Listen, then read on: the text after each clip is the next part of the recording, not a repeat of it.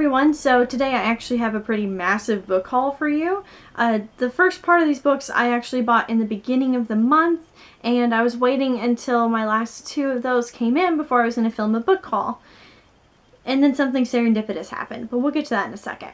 So first, in the bookstore that I have in town, I was very excited when I saw My Drunk Kitchen in the wild, and Hannah Hart is a really lovely person, so I definitely had to get this, and I haven't started it yet, but I flipped through it, and of course she's hilarious, so I'm really excited to get into this, not just because her recipes are bound to be funny, but because she has a lot of actual insight that I find really fulfilling, so I'm pretty excited.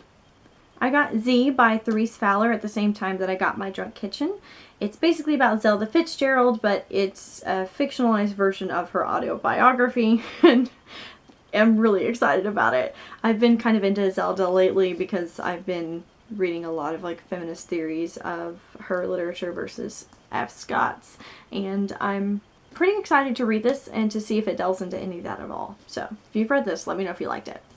At the same time that I picked up those two, I picked up Never Let Me Go because I hear a whole lot about this book and I've never gotten the chance to read it. I figured if I had it on hand in my handy dandy bookshelf behind me, then I'd be more likely to pick it up whenever the time is right.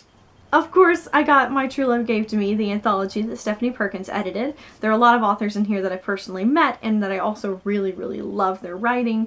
And I've read most of this already, even though it's not seasonally appropriate.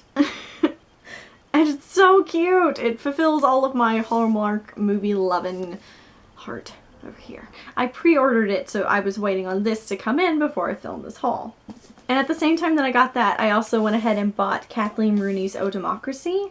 I got both of these from the bookseller in Chicago, so this one's an autographed copy. She is a lovely person, and she runs a really awesome press as well. This is a kind of political novel, so very West Wing-ish. It does very specifically star a female as the main character in a political setting, so I'm very excited about this. So as I was on my way home to actually film this haul, I discovered that Susie, as in Read Susie Read, her and I's favorite used bookstore in town is shutting down, and all of their books at the moment are $1. So of course I had to go in and support this bookstore till the last second as much as I could. So I bought quite a few books, and we'll try to go through this quickly. I picked up Passport Diaries, and I've never heard of this before, but it sounded super cute because it has to do with traveling, and there's a lot of like career versus love, and then both of them kind of fall apart, and so then after that she kind of travels to find herself. I picked up Under the Tuscan Sun because my mother has a copy, but I don't, and eventually she's going to want to buddy read this, and this will be helpful. I really love the movie, of course, and I love all things set in foreign places, so I'm pretty excited about this because it's set in Italy. I bought The House on Mango Street because I'm pretty sure that I bought this collection for Susie for her birthday, and yet I don't own it, and it's a beautiful collection, and I really like Cizernos, so I'm really excited to own this. I also bought My Antonia by Willa Cather because it's a classic novel by her, and I've only read a couple of novels by Willa Cather. They're all kind of quiet and set in very prairie settings, so I'm really excited to see if this is in the same vein or how her style might differ from some of her other novels, because I hear this is her best one, so we'll see. Things Fall Apart because it's a classic, and I loved this book whenever I was in school, and I don't own it, so why not buy it? Really, really, really good. So if you haven't read this, just read it. Just do. The Book Borrower by Alice Madison. I've loved this cover for a very long time and could never connect the cover to what the story was actually about. Still not sure that I can, but I'm hoping when I get into it that'll become more apparent. But it is about a set of friends who basically share a book, so traveling pants-ish, but without pants and with books. And who doesn't like sharing books?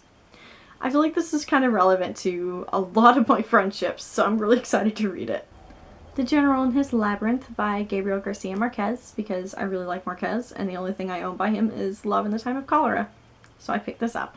It is also mentioned in Looking for Alaska by John Green, so that might be somewhere that you would know it.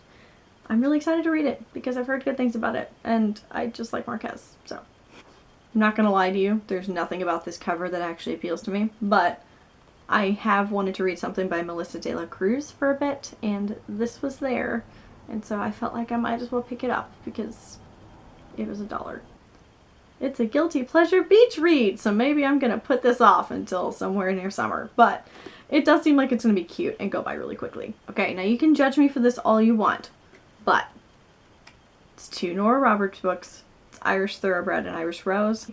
These are the very 2 first romance novels that my mom made me read because she was worried that I was too into dark fiction.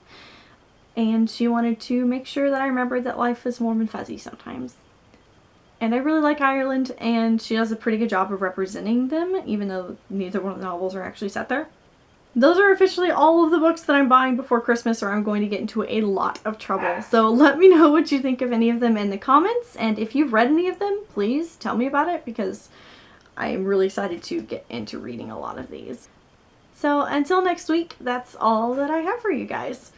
And it's a lot of books, so it's a good start, and it makes up a little bit for the lack of time that I've had to make videos recently. I hope you have a really great week and a happy Halloween, because Halloween is so cool!